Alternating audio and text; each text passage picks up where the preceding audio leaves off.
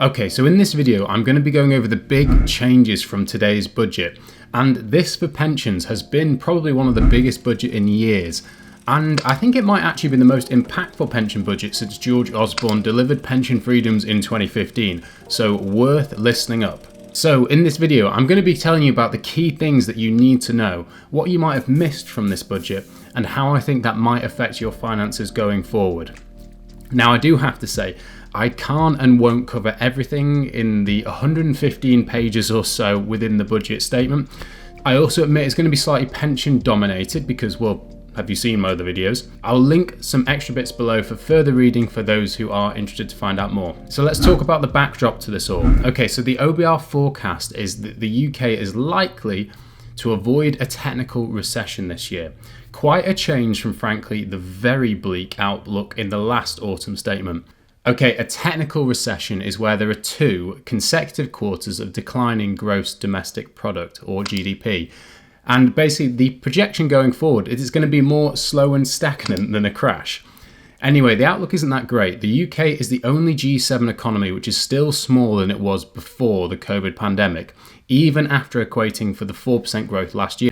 Anyway, it's not quite as much bad news as we originally thought, because the Chancellor Jeremy Hunt today delivered in his budget and stated that the economy will shrink by 0.2% this year and avoid that technical recession. The OBR is also predicting that house prices will have fallen 10% from their highs in the last 3 months of 2022, and also that living standards are still due to fall considerably. And I'll show you this now with the revised forecasts. So better than they thought they were going to be, but still really not great.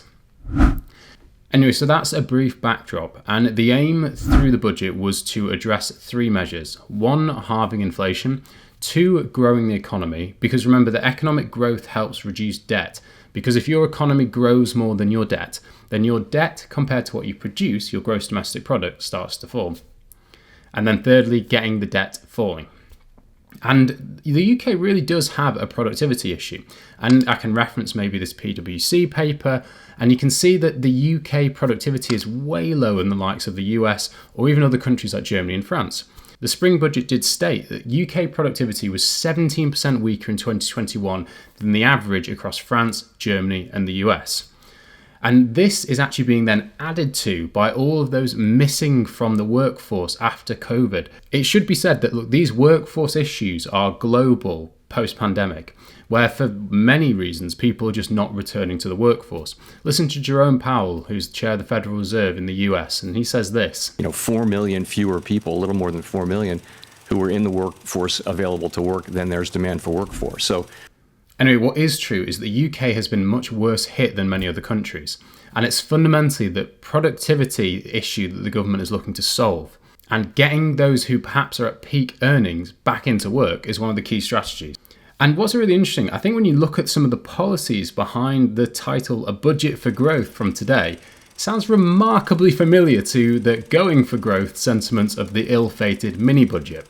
And actually, when you dissect some of the core ideas here, especially when it comes to kind of very high earners, this time pensioners, but previously about removing additional rate income tax, there isn't a huge amount of difference between some of these concepts. It's just perhaps maybe the signalling and how it's been reported in this particular budget is much better. Okay, so on inflation, and one of the big questions I think we're all asking is, will reducing inflation help these issues as far as the workforce? And one of the big issues we're seeing right now is clearly the strikes across multiple sectors, which has really been spurred on by a loss of spending power, which is heavily linked to the high inflation issues we've got. The forecast that came out today project that inflation will drop from 10.7% last year, which is really high, to just 2.9% at the end of this year.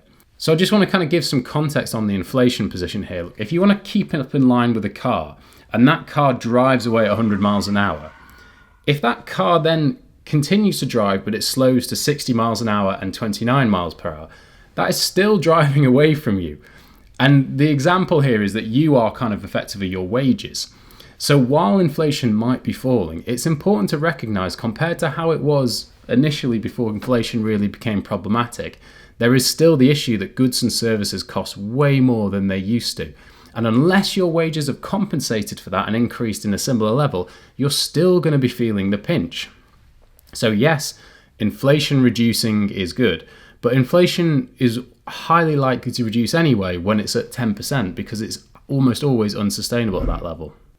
So let's get on to the big stuff, pensions. Okay, so to understand the huge pension news, you have to grasp what's been happening within the NHS. And frankly, in my view, I'm not sure any of this would have happened if it wasn't within that NHS related pressure.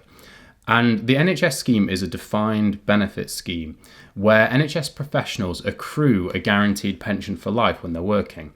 And that's very different from what's called a money purchase pot, where you put in money, your employer puts in money, you get tax relief, and then you draw it out. Because you've got, in your version, if it's not guaranteed, you've got a high degree of control of what you put in. Now, in an NHS scheme, it's linked to your salary in different ways, but you accrue a pension, which means that you can potentially quite easily get hit for tax on both sides through the annual allowance and the lifetime allowance. And what this was causing was many consultants, especially in senior roles who typically have higher wages, to really consider if they wanted to remain in the profession or just retire, which isn't good for the NHS. So enter the spring budget. So what's the first big change? The annual allowance. The annual allowance is the amount that you can put into a pension and receive tax relief. You can carry forward the past 3 years of unused annual allowance, but there are limits that's important to bear in mind on what you can receive tax relief on, depending on whether it's an individual contribution or a contribution through a company. I won't dive into that now, but just get advice if you're in doubt. Anyway, the big news is the annual allowance will be increased from this year, 40,000 to 60,000, giving a lot more headroom for contributions going forward. Well, what does this mean then? Well, in general, it's a very good thing for pension savers because it means you can save more into a pension. There's more scope for tax relief if you earn more in later life. And there are also two changes which are very connected to the annual allowance, which is important to bear in mind for some.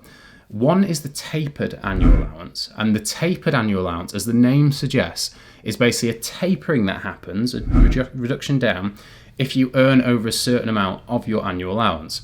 So what happens there is if you earn a certain amount, the amount you can put into a pension and get tax relief on starts to taper down, which effectively limits what you can put into a pension without accruing additional tax charges. And it was initially aimed at those who are very high earners to provide limits on what they could put into a pension. Anyway, there are two tests of whether you've exceeded this tapering, and that's going to be beyond the scope of this video.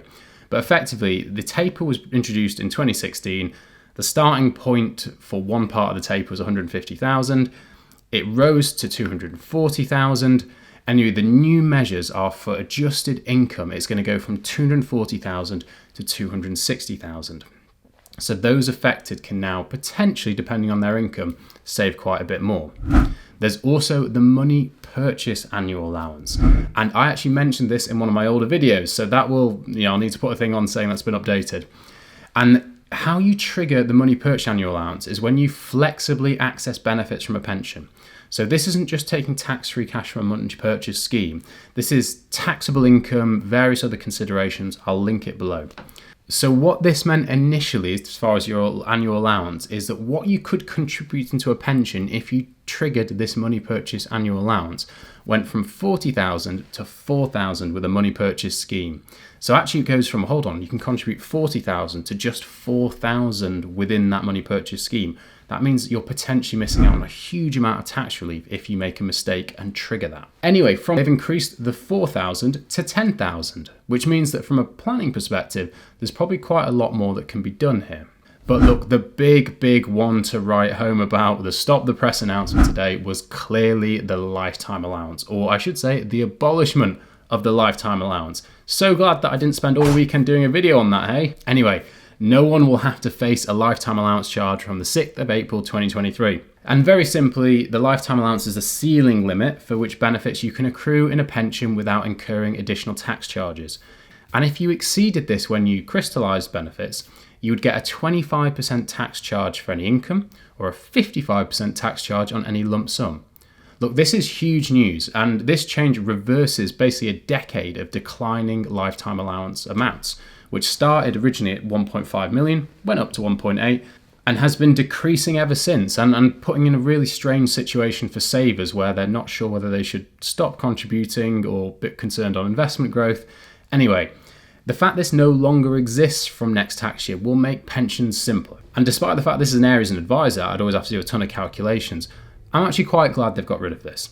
You know, it was ultimately a very complicated tax, which was making planning for many difficult. And it's a great example of why, especially those who were younger and were doing calculations for the lifetime allowance saying, oh, we're going to stop contributing. I've always thought that is absolute madness. And obviously, while no one can predict what governments are going to do, there's a very good reason why you shouldn't necessarily stop contributing because of taxes that could occur 30, 40 years down the line. From next tax year, lifetime allowance will effectively no longer exist.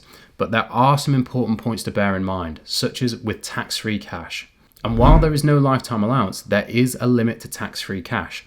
The maximum tax-free cash you can now receive is $268,275. So the maximum tax-free cash remains the same as it does this year, despite the fact the lifetime allowance is going to be scrapped next year.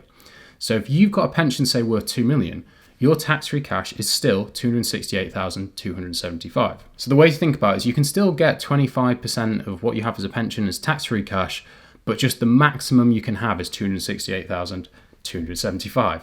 Anything above that is taxable as income. Another interesting comment and tweet was from Steve Webb, saying that, look, now that the tax-free cash and the lifetime allowance are no longer directly connected, the amount that people can receive tax-free as a lump sum could potentially be open to being attacked by future governments. Who knows?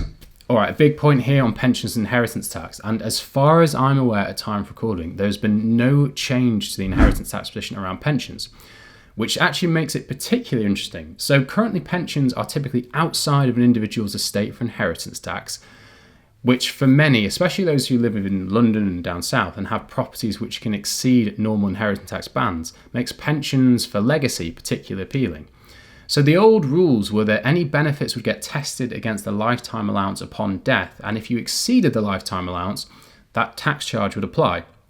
Previously that meant, say you had someone who had $2 million in a money purchase scheme and they sadly passed away at 60. It would effectively be $2 million minus the lifetime allowance, currently $1,073,100, and then the rest taxed at 25% if the beneficiaries take it as income, so about $231,000. Now, with no lifetime allowance, it appears that in a money purchase pot, if you pass away before 75, subject to some other rules, 2-year rules, and having the right type of pension, that's tax-free, all of it. Or is taxable at the recipient's marginal rate if it occurs after 75, but again, still outside of the estate. So really, really tax efficient for legacy, it appears. I got to be clear, for a defined benefit scheme, the rules are completely different. There's normally a spousal pension or something else, so always check your own position. There was also an important announcement for those with young families, and there'll now be 30 hours free childcare support for working parents and support for childcare providers from children from 9 months up to 3 years old. And how this will apply will be staged in. So working parents of 2-year-olds will be able to access 15 hours free care from April 2024. From September 2024, 15 hours will be extended to all children from 9 months onwards. And from 2025, every single working parent of under 5s will have access to 30 hours free childcare per week. The aim is obviously clearly to try and get them back into work. So what are my thoughts? Final conclusion. Okay, so this was probably the biggest pension change in a decade that we've seen during the budget. And they've been clearly a big winner from this. Now, look, I have to acknowledge I look after people who generally have saved quite a bit of money. So I'm going to have those biases there. But as I mentioned in my commentary video on not scrapping tax-free cash, I do think it's a good thing that the lifetime allowance has gone, because the bottom line is having both an input test and an output test, what you can put in and also what you can get out, seems unnecessary, and it seems to drive unusual incentives, just like we've seen with the NHS. As far as people being like, oh, well, if I get growth or I continue contributing, I'm going to have tax problems. I think it also undermines the complexity, undermines the trust that people had in pensions. So I think having that gone will really help. But I think it's important as individuals to want to save well on an aspirational basis than worrying about too many tax charges. And this will clearly help that. Whether it will entice people back into the workforce, I don't know, I'm not sure. I'm not sure whether the people who chose to stop work after the pandemic did it for financial reasons. I think a lot of it was personal and lifestyle. So what I want to leave you with is, look, remember, governments will always change things.